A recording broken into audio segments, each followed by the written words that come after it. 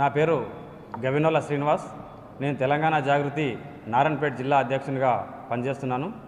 ఈరోజు తెలంగాణ రాష్ట్రంలో రైతులు తీవ్రంగా ఇబ్బంది ఎదుర్కొంటున్న సమస్య యూరియా కొరత.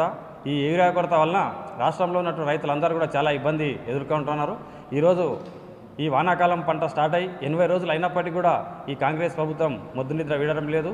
ఇక్కడ యూరియా కొరత వల్ల రైతులు మళ్ళీ పాత రోజుల్లాగే రోడ్లపై వచ్చి ధర్నాలు చేస్తున్నారు, ఆందోళనలు చేస్తున్నారు, క్యూ లైన్లో నిలబడుతున్నారు, వాళ్ళ యొక్క చెప్పులు లైన్లో పెడుతున్నారు, ఆధార్ కార్డు లైన్లో పెడుతున్నారు.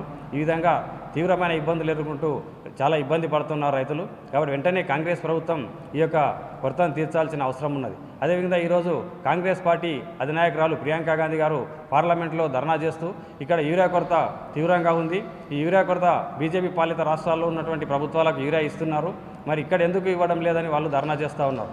మరి ఇక్కడ తుమ్మల నాగేశ్వరరావు గారు కూడా మంత్రి మాట్లాడుతున్నారు, మేము ప్రభుత్వానికి విన్నవించుకున్నా కూడా మాకు యూరియా రావడం లేదు అని ఆయన చెప్తా ఉన్నారు. అంటే ఇది ముందస్తు ప్రణాళిక లేకుండా ఈ యొక్క ప్రభుత్వం వ్యవహరిస్తున్నది. కాబట్టి వెంటనే ఈ యొక్క యూరియా కొరత తీర్చాల్సిన అవసరం ఉన్నది.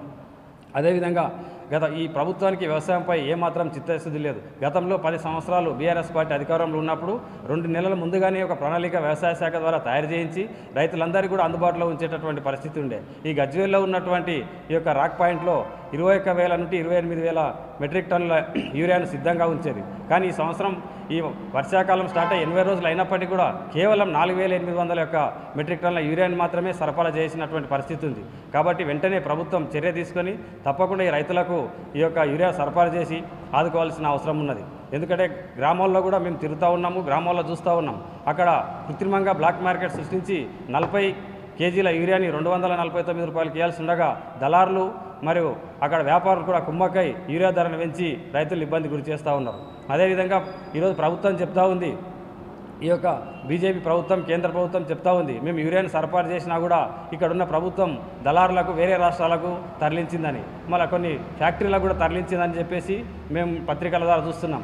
ఇటువంటి పనులు చేయడం వల్ల రైతులను ఇబ్బంది పెట్టాల్సినటువంటి అవసరం ఈ ప్రభుత్వానికి ఏమొచ్చింది? కాబట్టి వెంటనే తగిన చర్యలు తీసుకొని రాష్ట్రంలో ఉన్నటువంటి ఈ యొక్క రైతాంగాన్ని ఆదుకోవాల్సినటువంటి అవసరం ఉన్నది.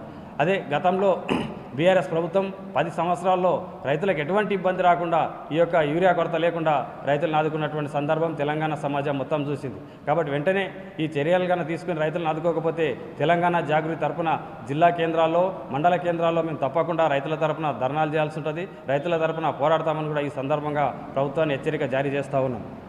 అదేవిధంగా ఈ యొక్క ప్రభుత్వం ఈ దళారులతో కుమ్మక్కై కృత్రిమ కొరత సృష్టిస్తే రైతుల తరపున తీవ్ర ప్రతిఘటన చేస్తామని ఈ సందర్భంగా